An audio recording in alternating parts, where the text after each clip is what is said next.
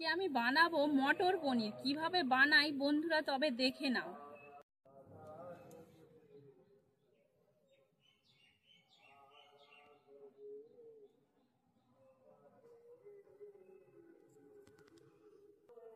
পনিরটাকে আমি ছোট ছোট বরফি করে কেটে নেব।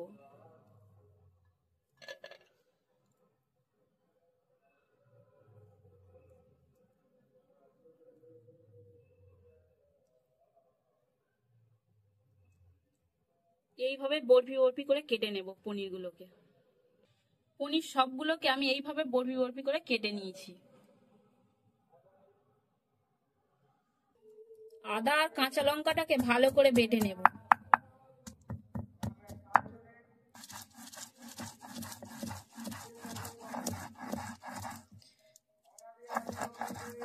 আমার কাঁচা লঙ্কা আর আদাটা আমার বাটা হয়ে গেছে, এবার তুলে নেব।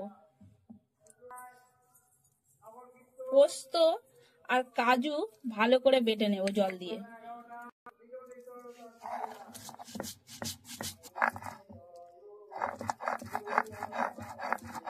পোস্ত আর কাজুটা বাটা হয়ে গেছে, এবার আমি তুলে নেব। কড়াইতে সরিষার তেল দিয়ে আমি হালকা করে পনিরগুলোকে ভেজে নেব। এবার পনিরগুলোকে হালকা করে ভেজে নেব।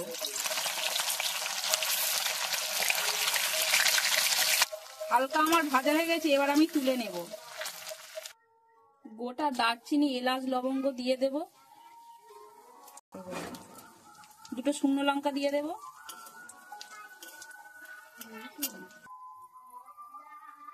আদা কাঁচা লঙ্কা বাটা দিয়ে দেব।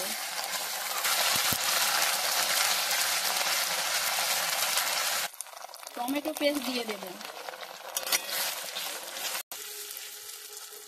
পরিমাণ মতো নুন, হলুদ গুঁড়ো দিয়ে দেব।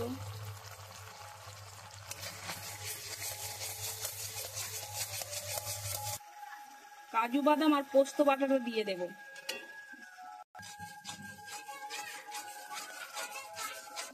আমার মশলাটা কষানো হয়ে গেছে, এবার ফেটানো টক দই দিয়ে দেব।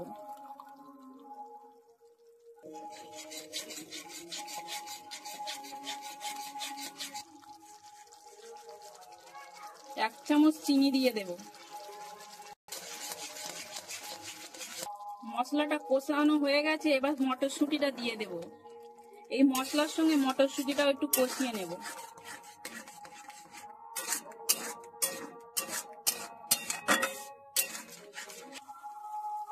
তেলটা আমার ছেড়ে দিয়েছে, এবার পনিরটা দিয়েও মশলার সঙ্গে একটু নেড়ে নেব।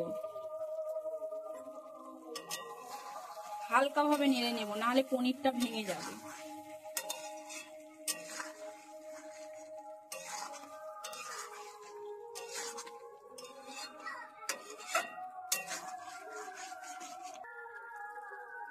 পনির আর মটরশুঁটিটা সিদ্ধর জন্য আমি 1 বাটি জল দিয়ে দেব।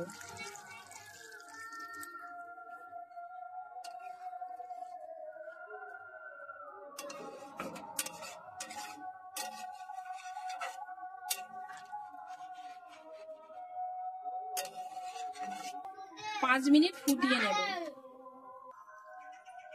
মটর আর পনিরটা আমার 5 মিনিট ফুটে সিদ্ধ হয়ে গেছে। এবার ওপর থেকে গরম মশলা আর 1 চামচ ঘি দিলেই আমাদের মটর পনির একেবারে রেডি। গরম ভাত বা রুটির সঙ্গে পরিবেশন করুন।